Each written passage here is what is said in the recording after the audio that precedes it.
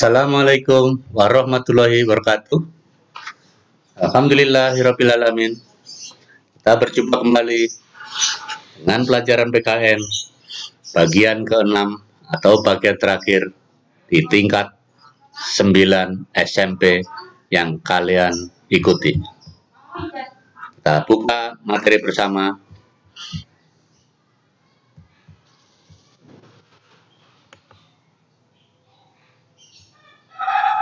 Bela negara dalam konteks Negara Kesatuan RI.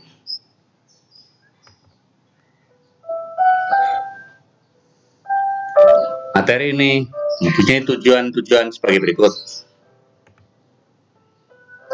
menganalisis hakikat upaya pembela negara dalam kehidupan bermasyarakat, berbangsa, dan bernegara, menghargai perjuangan para pejuang bangsa, memahami ancaman yang terjadi untuk keutuhan negara, mendukung upaya dan semangat dan komitmen persatuan dan kesatuan nasional dalam mengisi dan memperjuangkan kemerdekaan.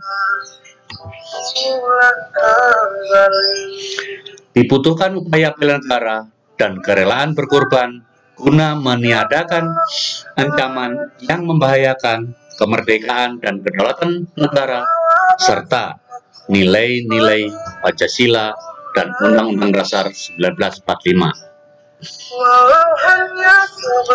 Secara sempit, dalam konteks Indonesia, bela negara dapat diartikan sebagai upaya setiap warga negara untuk mempertahankan negara kesatuan Republik Indonesia dari segala bentuk ancaman. Kuatkan tekadnya untuk menghadapi ancaman-ancaman itu. Terdapat sejumlah peraturan yang berkaitan dengan bela negara, antara lain Undang-Undang Dasar Negara tahun 1945, Pasal 27 ayat 3, Pasal 30 ayat 1, dan Pasal 30 ayat 2. Terdapat sejumlah peraturan yang berkaitan dengan bela negara, antara lain Ketetapan MPR nomor 6 tahun 1973, nomor 6 tahun 2000, dan Ketetapan MPR nomor 7 tahun 2000.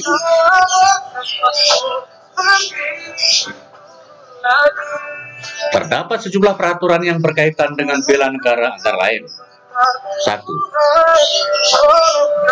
Undang-Undang nomor 29 tahun 1954. 2. Undang-Undang nomor 1 tahun 1988. 3. Undang-Undang nomor 56 tahun 1999. 4. Undang-Undang nomor 3 tahun 2002. 5. Undang-Undang nomor 2 tahun 2002. 6. Undang-Undang nomor 34 tahun 2004. Menurut Pasal 9 ayat 2 Undang-Undang nomor 3 tahun 2002 tentang pertahanan negara,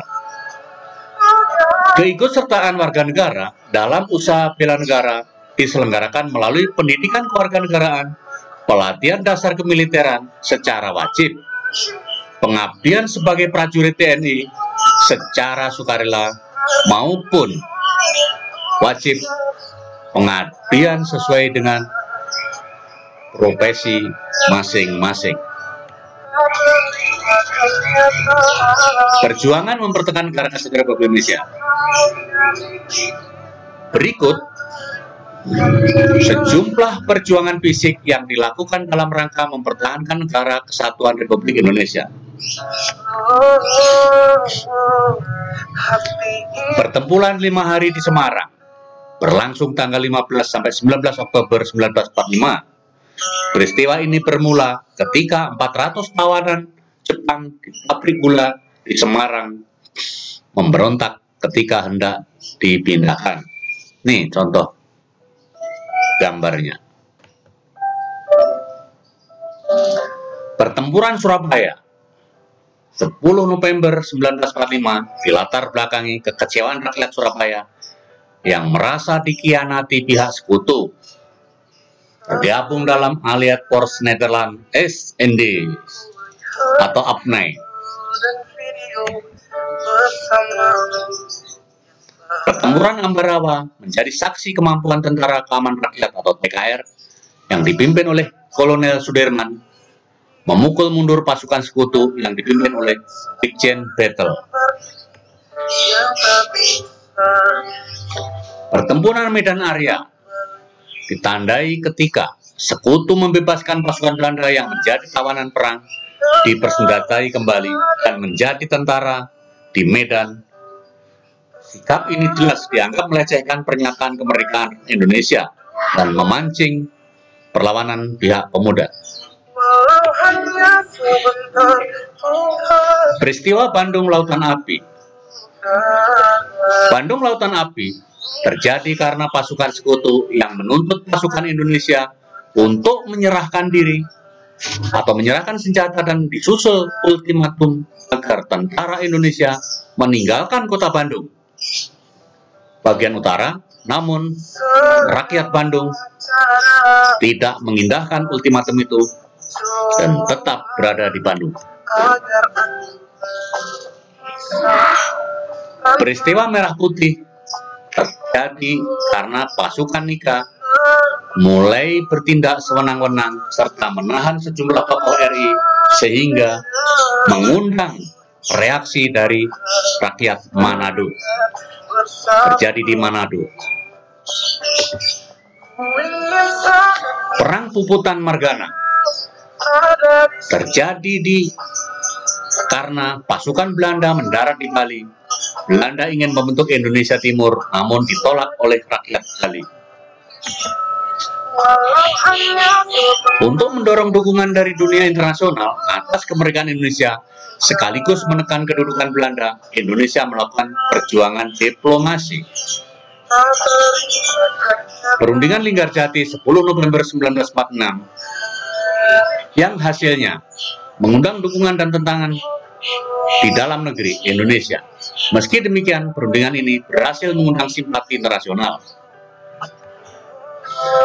Melalui Komisi Tiga Negara, pemerintah RI dan Belanda mengadakan perundingan Renville pada tanggal 17 Januari 1945. Perundingan dilakukan di atas geladak kapal Renville, kapal perang Amerika Serikat yang sedang berlabuh di Teluk Jakarta.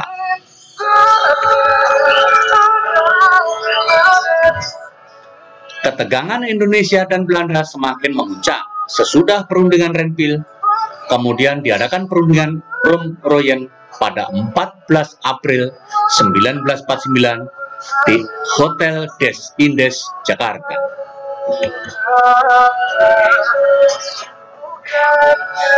Konferensi Meja Pindar atau KMB berlangsung di Den Haag antara tanggal 23 Agustus sampai 2 November 1949. Konferensi Meja Pindar menghasilkan sejumlah persetujuan. Ancaman adalah setiap upaya dan kegiatan baik dari dalam negeri maupun luar negeri yang dinilai mengancam atau membahayakan kedaulatan negara, keutuhan wilayah negara, dan keselamatan segenap bangsa. Ancaman dapat dibedakan berdasarkan jenis sumber dan bentuknya. Ancaman terhadap keutuhan negara RI dapat kita lihat dalam upaya mempertahankan keutuhan negara kesatuan Republik Indonesia. Terdapat ancaman yang berdimensi ideologi.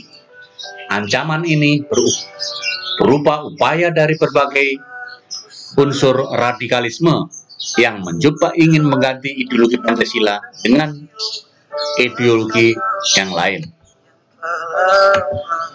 Dari luar negeri, ancaman berdimensi politik dapat berupa tekanan politik dari negara lain.